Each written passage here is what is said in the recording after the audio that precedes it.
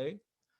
All right, perfect. So guys, today what we want to cover is the last week of a multi-week series about lead generation, marketing. Today we want to concentrate on social media. Now, I am not a social media expert, but we do use a couple of the platforms pretty well. So when you look at your social media activity, when you look at your game plan, don't spread yourself out too thin and think you've got to know all these platforms. Hone in on one that's got some value, extract the value, get used to what you need to do there on a daily basis, and then move on. So today is February the 10th. Remember, guys, we are more than a 12th of the way done with this year. As we were just talking about not too long ago, prepping for 2021, kind of having a reset coming off a bunk here in 2020. However, we're rolling into 2021. So if you're the same speed, neutral, feeling like you're going in reverse, that's just something that we need to talk about because there is a lot of opportunity out there right now. One of the things that you want to understand is that when you talk to people, when you're attracting people into your business organization as a potential partner, you want to think about for yourself building assets. And when you talk to that other person, you want them thinking assets over income. Yes, we have some great immediate income opportunities, but we have the real opportunity is equity ownership, building a cash flow asset that pays you passive income. We need that mentality. We need them to be either on that side of the cash flow quadrant or looking to make that bridge over and making a change. It starts with us, and really the direct activity that we want to pull out of our business each and every month is what we call like the 3x3. It's 3 partners qualified. Don't bring people in just for a number. Bring in people that you think are going to have a chance at being successful. So the time, energy, resources, investments we put into them has a return for us, has a return for you, and has a return for them as well. Ultimately, what's going to happen with you guys is that direct activity will start to build an office.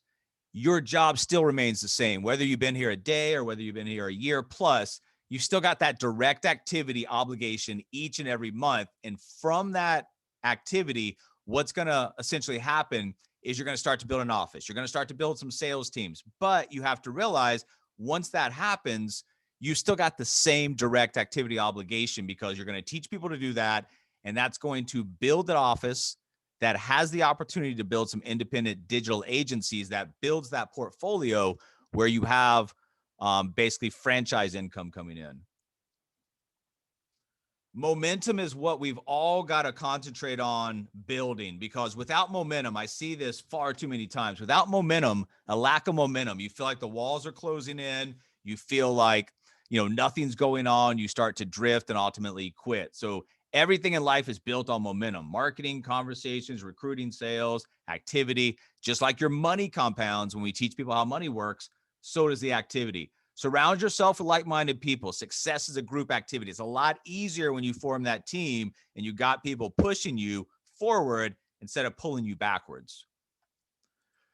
If you're struggling to get the day-to-day activity, if you're struggling to get the results that you're looking for, one of the first things that you want to look at is what do I actually do during the day? And one of the best ways that you can evaluate that is to use the 12-week year. Now, if you're not using the 12-week year, I highly encourage you to start using it. But if you're not using it doesn't mean that you can't go on a 90-day cycle where you really evaluate what's going on, what you're doing, what you're supposed to be doing, and then what you're not supposed to be doing. Both of those things, what you do and what you're not supposed to do, equally as important in figuring out and really managing your day and mastering time management. Coaching calls are available, guys. If you're struggling, if you're getting to a point where you can't overcome to the next growth cycle or to the next metric, just let us know. Now, our first question is going to be, what are you doing? So we can help you. If you're not doing much of anything, that's the issue. We can't help with that, but we can help you solve issues, overcome roadblocks, obstacles as you're building the business. We just need to know what those are. I posted this in the Facebook group the other day. This is just an outline for a conversation. It's very easy to understand and to funnel people down to the next action step. Where are they now? What's going on with their life? Where do they want to go? Where's that endpoint they're looking for? What destination are they trying to get to that they would actually like to get to?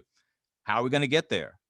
What are they willing to do to get there? And number 4 is a big one because a lot of people have desires, goals, dreams. They have a good idea about what they need to do to get there, But number 4, are they willing to do what's necessary to get there? And then number 5, how do you fit in the plan? And then it's really easy to recap the conversation.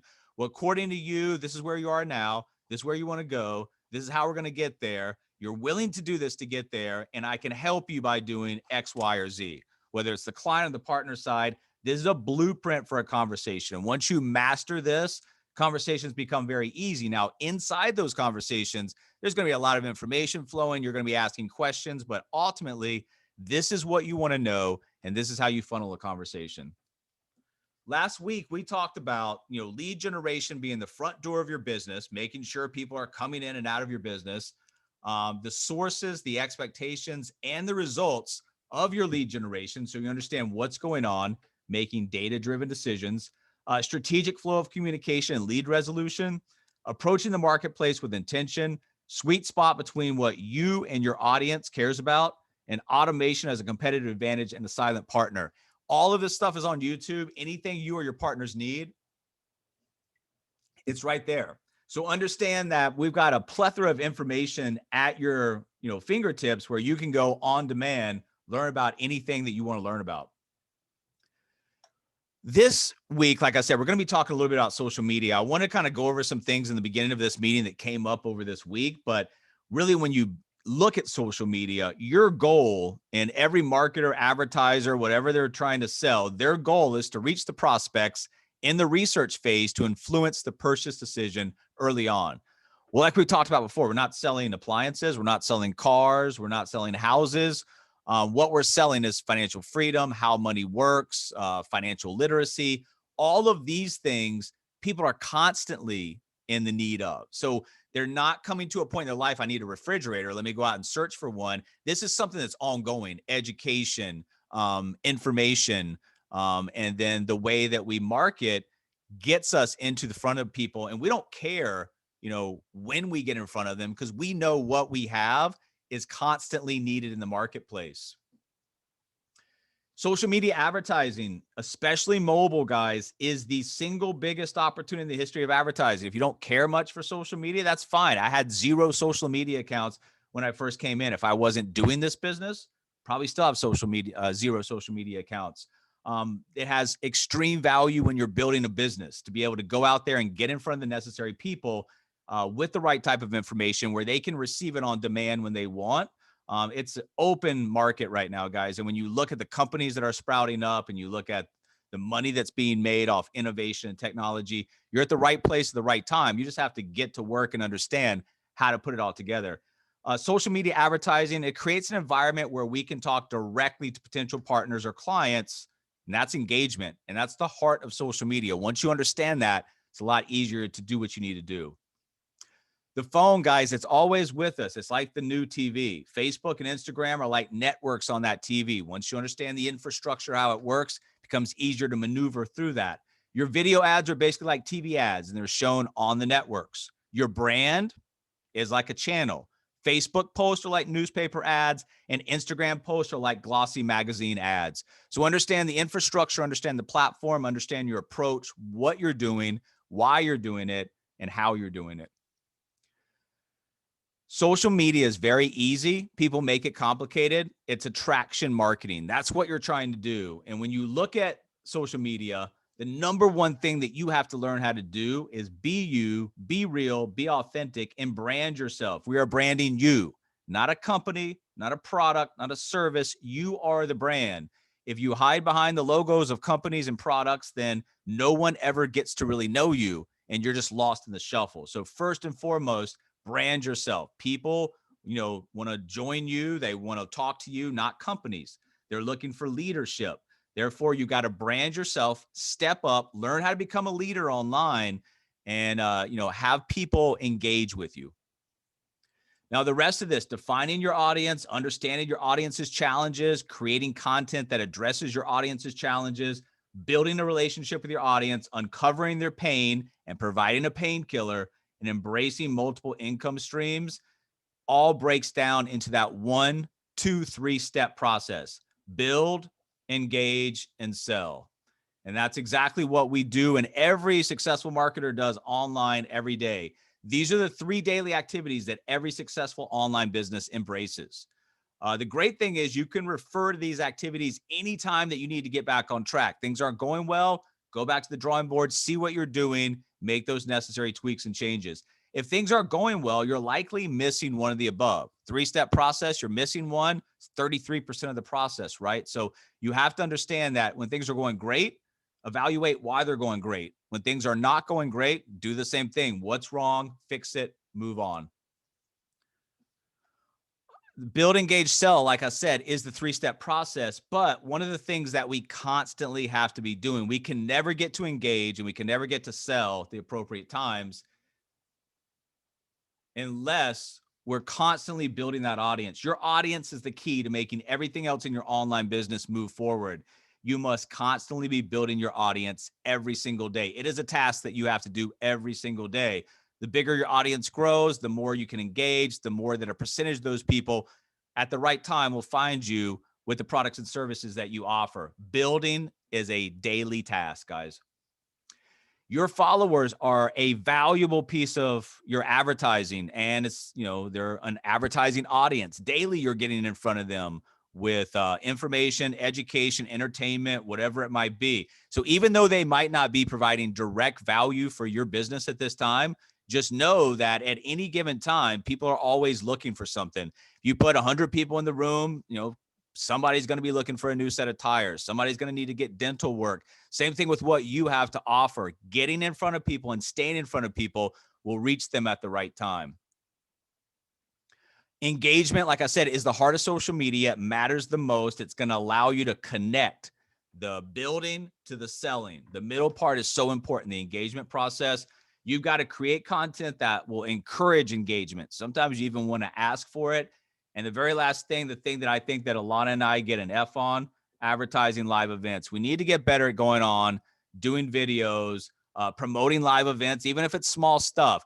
Get used to being online. It's going to do that, rapport, trust, credibility that we look for by people constantly seeing you, people constantly getting to know you, and forming a, not a direct relationship, but by the time you talk to that person, you got enough out there, they feel like they know you in one or a number of ways. So Facebook and LinkedIn is what Alana and I concentrate on. That's where most of our online lead generation comes from. Twitter, Instagram, a lot of these things have value. We just haven't cracked the code yet. And as we go forward, if we have people coming in that can provide value for us, we'll have them talk to you guys, or as we learn the platforms. But I'm not going to come on here, tell you about something that I don't really extract value from. So our 1-2 combination punch on social media right now is Facebook and LinkedIn. No matter what you're doing, the build, engage, sell, same kind of thing here. Connect, engage, message. All that we're trying to do is create a predictable strategy and process where we're getting people onto the phone. At the end of the day, guys, we have all these great tools and technology, but it's still the phone that makes the relationship, still the phone that makes the sales. You've got to have that interaction. So all we're doing on the front end is building that audience, engaging that audience, and then messaging them to hopefully find some reason that we can talk to them, get to know them more, not with a hidden agenda or a predetermined outcome that we're looking for, but just to do what we've been talking about over the last few weeks, which is learning how to network, learning how to ask questions, learning how to provide value, have it recognized from the other side.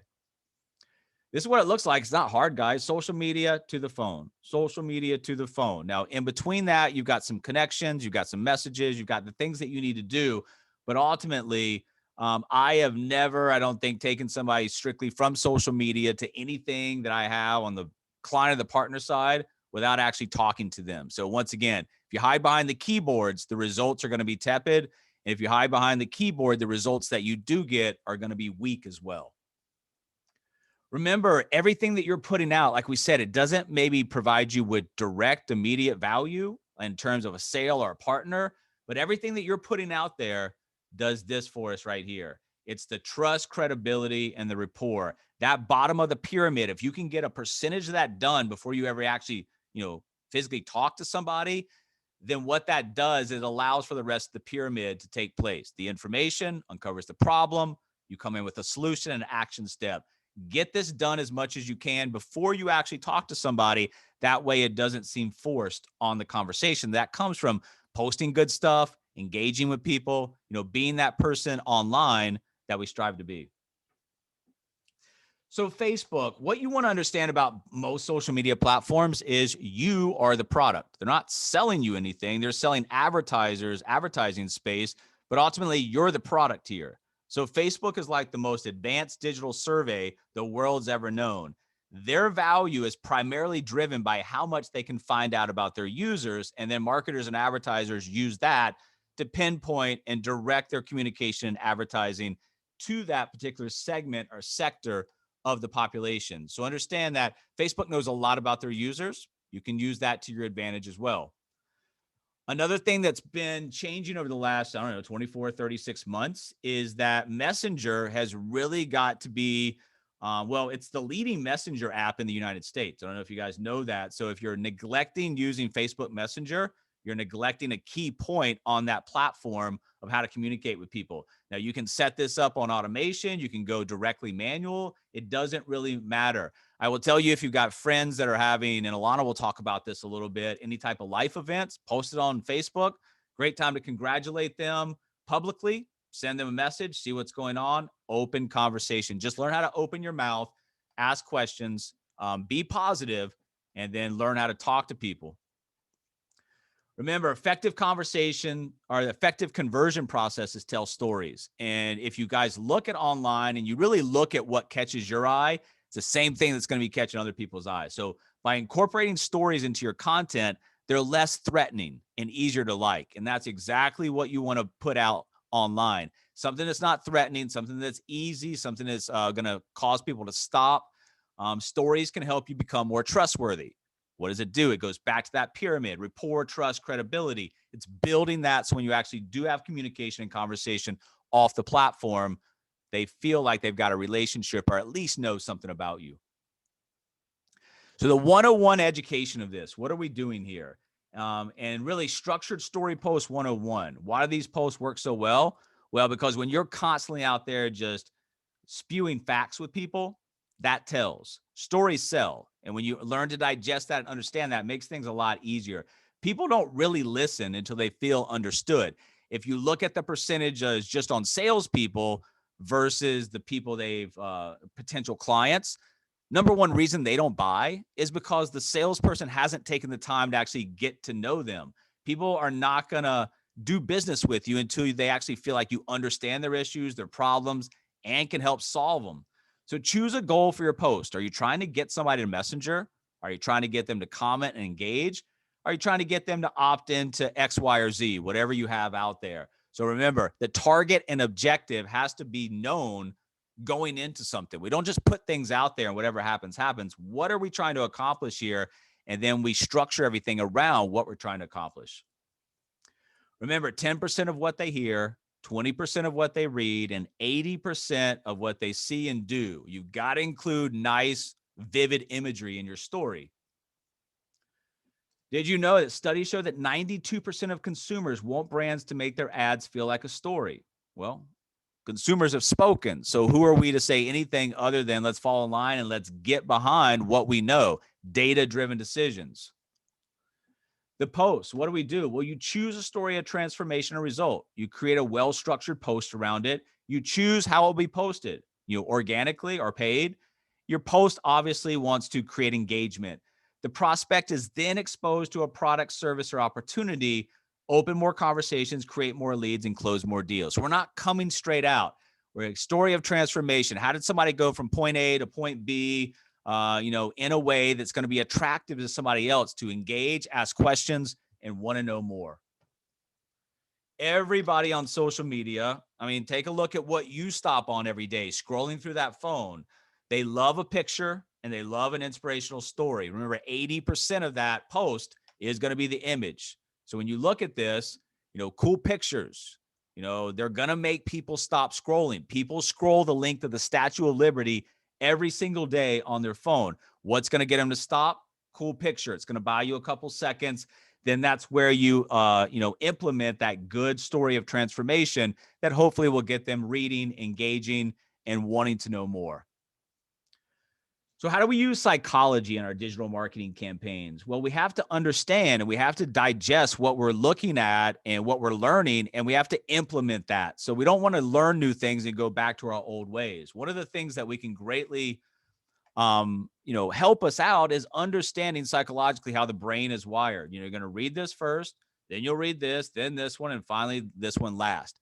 Put the most grabbing thing that you can in the biggest type, because that's what they're going to read first. You got to have an image to catch somebody, and then that's going to buy you a couple seconds. Then you got to have something that's going to grab them into the rest of the content, so they'll hopefully go through the entire post and engage. So what's the difference between Facebook and LinkedIn? Well, Facebook is a personal site. LinkedIn is a professional site. But also for us guys, LinkedIn is a gold mine right now. When you understand that, LinkedIn knows the more visibility they give their marketers, the more they'll use LinkedIn, which promotes LinkedIn as a platform. Once they reach scale, they'll decrease that organic visibility to sell more space. So what does that mean? Well, LinkedIn is where Facebook was 5-6 years ago, which means they have not reached scale. They're desperate for good content. They're going to reward you for that. Nothing's going to last forever. So you need to take advantage over the next 36, 48 months. You need to, form a LinkedIn plan that's effective, that extracts value, and that puts you into the upper echelon of who's actually on this platform and what they're doing. One of the things that we have to understand is every one of these platforms has an algorithm. If we've still got a lot of organic reach on LinkedIn, we need to understand the algorithm and play to it. So your content, when you post it, goes to a content quality scoring system. Is it an image, text, long form post? Is it spam, low quality? Does it contain a link? And then from that point, after they score it, it's going to go to a select group of relevant LinkedIn connections. And now they're going to, on an algorithmic signal or algorithmic metric kind of goal here, you're trying to get likes, you're trying to get comments, you're trying to get shares. And then most importantly, you guys can see here, the velocity. Within that first hour of that post, it's very important you have as much engagement as possible, because if it's high engagement, that equals high quality. That's by the editors of LinkedIn, it's going to be sent to more people. And the editors decide, posts should be sent to more people or posts should not go any further. Now, on that scoring, when it's sent to a select relevant LinkedIn connection group, if it gets low engagement, automatically, it doesn't even need to go to the editors. It goes to low quality, post demoted. So understand what's going to get passed through, understand what gets you the best quality scoring, and organize your post and your engagement around what you're trying to do on that platform according to what the algorithm wants to see. Remember, on Facebook, people are having all types of life events. Same thing on LinkedIn. The only difference is it's professional. People are having work anniversaries. They're getting new jobs. They're getting promotions. Take time to recognize that person. It builds relationships, and ultimately, it opens more conversations. Somebody just started a business. Congratulations on your new business. Let's set up a call. I want to learn more about what you're doing. It's not that hard, guys. Entrepreneurs, self-employed, they definitely want to talk about their business. Trust me. You need positive interactions. So though, when you've got, I had a meeting with somebody last week, and I've been connected with them since 2017. Never had a meeting with them, never had a conversation, but the times they did get a new job, get a promotion, I was in there. So when you look back at the message feed, yeah, there's some messages asking for calls. There's some messages directing them to certain stuff, but there's also a lot of messages congratulating, hey, have a great weekend, whatever it might be. When somebody goes back to the message feed, it wants to be filled with positive interactions. That's going to lead to conversions for you. And then on the messages, guys, we've talked about this before. When your message sequence comes out, you need to have the ability, if you can automate this, great. That's what I recommend. But that introduction message, wanting to know more about them, their business, what they're doing, a help message, how money works message. I don't care what the messages are. Test them, try them, see what's working, what doesn't work. But I can tell you that this message cycle right here produces conversations. And so that's what you want. You want a message sequence that produces conversations of the first, second, or third message, driving them to the phone. Now, what we've seen is anywhere from about 12 to as much as 30% of our new connections in this message sequence over the first, let's say, 45 days of a connection will end up in some type of a calendar event, phone conversation. So the cost of acquisition, if I pull something off of this, is zero. You can't beat zero, guys. So organically, LinkedIn is the place to go. And you want your message to be clear, concise. You don't want one of those long messages. If the message is too long and I have to scroll, I don't even read it all. So if I'm not reading it all, I know everybody else is. Very short, to the point, with what you're trying to accomplish, standing out in that message. Remember, guys, whether it's in a message, whether it's in a phone conversation, when you talk about yourself all the time, people are going to just tune out.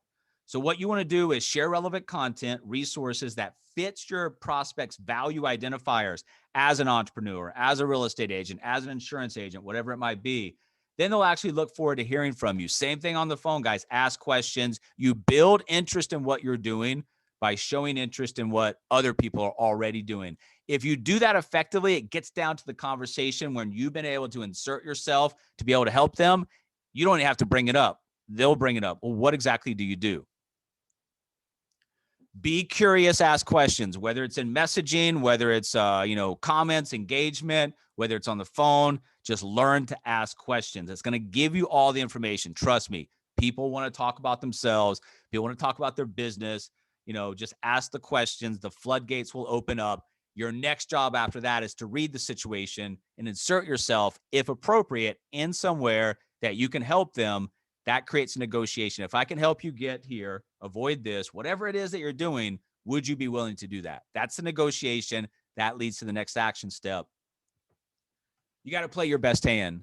Guys, you got to look for entry points where you can insert yourself. The value is there. It's being recognized from the other side.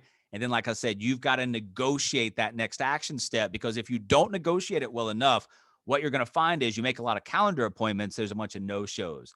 So that value has to be brought up. It's got to be recognized in a way that's going to help that person, like I said, reach their goals, avoid their pain points, and you got to negotiate what happens next. Remember, the disruption of what we bring to the marketplace on the client and the partner side, it's going to be different from everybody. Like if somebody wants to stay home with their kids, if somebody doesn't want to make a commute, if somebody, doesn't want to be in debt for the next 30 years, that's all relevant to their unique situation. So the value providing, the disruption that our model can bring to a partner or a client, that's going to be unique and specific. You've got to be able to identify that in a way that makes sense for them. It helps to understand how it's going to accomplish their goals or avoid their pain points. At the end of the day, guys, I've really got one question that I want to know from somebody. What do you want? Because if I can help you get there, it's your choice. What do you want to do from here? You want to go down the same path that you've been going down that's not getting you anywhere close to the goals that you want to see happen, what you want in your life? That's great. Then that's fine. Then the conversation's over. But if you actually want a new pathway, you want a new roadmap, you're trying to get to a point, and I can help you do that, and I've inserted myself, you've recognized the value, from that point, it's your choice. What do you want to do? Do you want the left side of the fork in the road, or do you want the right side? You know where the left side goes. The right side opens up new opportunity for you to create a life that you actually want. The American dream. And that's really, guys, if you're talking to somebody and they believe the American dream is dead, that is not a partner conversation. You can possibly help them on the client side. That's a fixed mindset. I believe the American dream has never been more alive and well than it is right now, with technology innovation leveling the playing field. You've got billion-dollar companies starting in garages. So if that's the person I'm talking to and they don't believe that this is possible, I don't want them as a partner. And that's very, very important. You got to be bold. And some of the things that we do and some of the things that we know on the back end, as far as statistics, we have to be bold, but not in a way that's threatening. Remember, if people feel threatened, they're just going to turn off. We know the most important forms of income. We know that people are just getting by because they have the wrong information. We know how to fix that. We know that there are 3 things people know about money, or don't know about money, really: how to make it, how to save it, how to multiply it. Number 3 is the most important. And we can get them there in a number of different ways on a partner or a client path.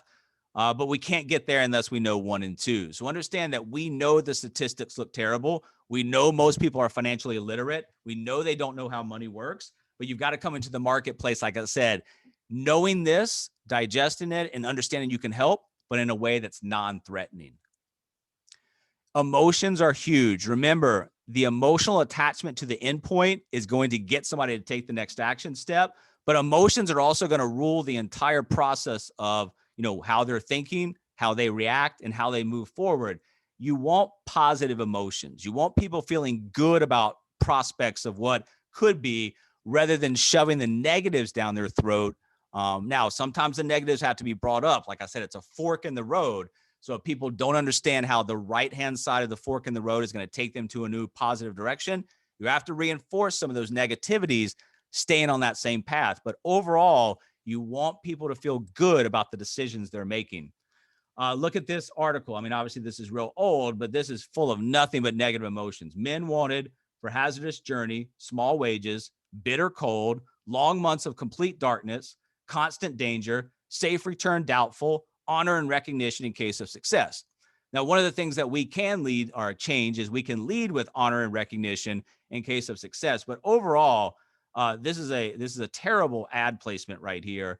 I don't know who's going to respond back to that or who did, but ultimately you want people thinking in a positive light about opportunity. Right now, Alana's going to come in and finish us up. She's going to tell you guys a little bit. Alana's really good at, identifying people in social media platforms and connecting with them and communicating with them in a way that's non-threatening, that shows interest in what they're doing, and ultimately leads to some back-end conversion that I think will help you guys. So she's going to take over, and then she'll finish it up. And at the next week, this is the last week of lead generation. We're going to go into conversion, why things are falling through the cracks, what you need to do to make sure that you're not leaking money, partners, client, revenue, etc. Thank you so much, Mike. That was such great information. And I just wanted to share for just a few minutes about what's been working for me on the different platforms. To me, Facebook is definitely more of a personal approach to marketing. Facebook is going to be where your friends are, where your common market is, people you went to school with. And seeing all their activity on Facebook gives you that illusion of really being closer to them than they really are. And it gives them the same illusion with you that they're really closer to you than you really are. And because their Facebook actions prompted you to respond, that starts a conversation and it just feels really natural. So, for example, somebody liked my post, right? They did that, right? They're starting it. So, they had a birthday, they got married, they posted that they had a baby, they bought a house, they moved, they put out a post, they made a comment, they got a new job, they got a new girlfriend or boyfriend, they took a trip, or maybe they just got to Facebook or wherever. This is a great time to message them. So, this is one from yesterday. Someone I hadn't seen forever liked one of my posts. I probably hadn't talked to this guy for like 2 years, and I actually copied and pasted our conversation. I just, dotted out some of the middle. And I said, let's just call him Tom. That's not his name, but I said, "Hi, Tom. Great to see your profile pop up here on Facebook. How's everything going? What have you been up to?" And he was just telling me, "Hey, hoping all is well, not up to much, semi retired, trying to stay healthy, etc. How are things with you?" They're always going to ask, "How are things with you?" because that's what human beings do. That's the natural order of things. And I tell him, doing great, staying busy. We blank, blank, blank, right? It's different for everybody. You're really excited about something, you're expanding your business, you started something new, whatever it is, excitement is going to transfer through. So, and then I said, "Of course, let me know if you want some info." And he says, "Sure. I'm always open to some side gigs. Extra cash flow never hurts." For sure. Here's a link with some short videos, right? So I'll put him on my follow up list to follow up with him. Really, really, really easy flow of a conversation. Really, any reason is a good reason to reach out on any network to a personal, warm, or common market contact if they're active, right? If they're putting out activity or they just got there. I just had this happen on Telegram yesterday. "I saw you on Telegram. Great to see you here. What's new and exciting? How's everything going?" And all of a sudden now we've got a client appointment next week. He wants to learn more about the value and the solutions that we're providing that he hasn't seen before. So you just never know where these conversations are going to go. Now, because Facebook is a place where these people have known you for years, you're not really having to prove who you are and that you exist. You're not, not a fake person, you're a real person. LinkedIn is a little bit different. that's not as warm of a market. So the approach for me on LinkedIn is I really want to get people on the phone. I really want them to hear my voice, to hear that I care about them and their situation. And it's more of a professional approach. You're still looking for alerts and commenting on those, new job, work anniversary, etc. But here, any reason for me is a good reason to get them on the phone or to start a conversation. Even if the context is wrong, like I gave you an example here. I said something to this guy about being in the wellness space. He says he's not in the wellness space. I said, gotcha, sorry about that. I'm still open to a quick intro call to learn more about what you actually do. One sentence has two typos, but it doesn't matter, right? Sometimes a typo makes you look like you're more human. And he says, haha, sounds good, next week sometime. He's actually on my calendar for this week. So it doesn't even matter. It doesn't have to be perfect. It's just opening up that conversation and getting it going. And recently I've updated my messages. And I've noticed this has almost doubled or tripled my first responses of people that really want to talk to me. And it's because people love to talk about themselves. So I used to tell them, hey, I want to do an intro call. And then they'd say, well, what's that? And then I'd say, I want to get to know you and your business better. And I'm saving myself a step here. So now I'm just telling them whatever it is, congrats on the new job, happy anniversary. If you want to chat sometime so I can get to know you and your business better, let me know.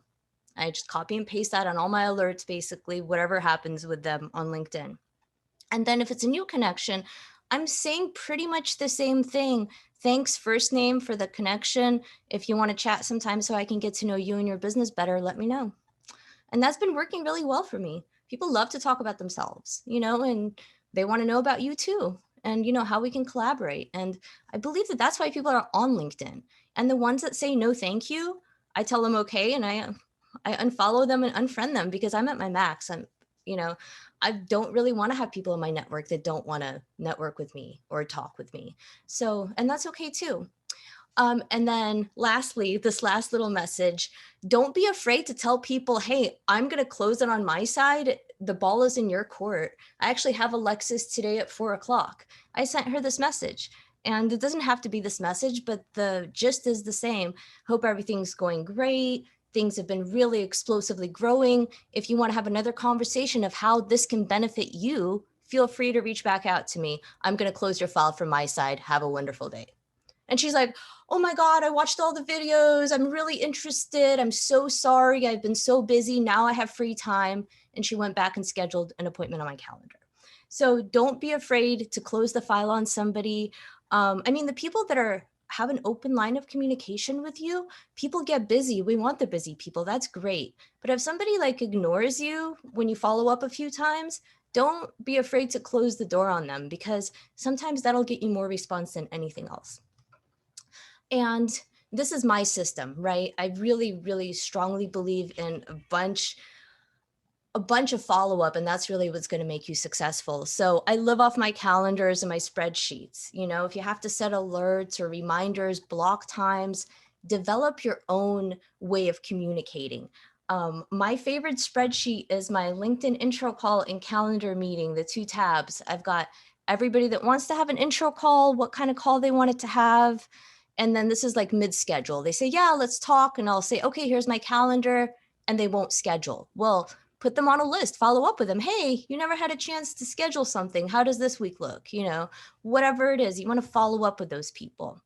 And then I move them to the second part, to the calendar meetings. I want to keep track of their name, what kind of meeting it was, their email, what time zone they're in, when did we have the call?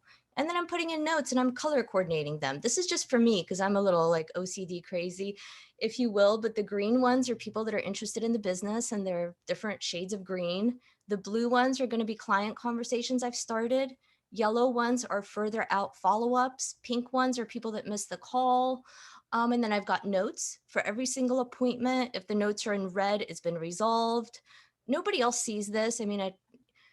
It really, really helps me. So that's all I really have. That's all I really wanted to share is get organized, get yourself out there, make yourself uncomfortable, just have activity. You're not going to have any bad feedback. No thank you is the worst I've heard for months. So I implore you just to go out there, let us know how we can help you. Mike, that's all I have. You can finish it up, okay? Thanks. All right, guys, thanks a lot. That was some great stuff. Like I said, next week, guys, we're going to leave this multi-week lead generation series. All of this, of course, is on YouTube. And we're going to move to conversion because there's some things that you can do to stop some things that are happening in your business that will kind of free up income, partner, clients, revenue, growth, all the things that you're looking for that you may not even know that you're doing right now. So we'll pick that up next week. Let me stop for this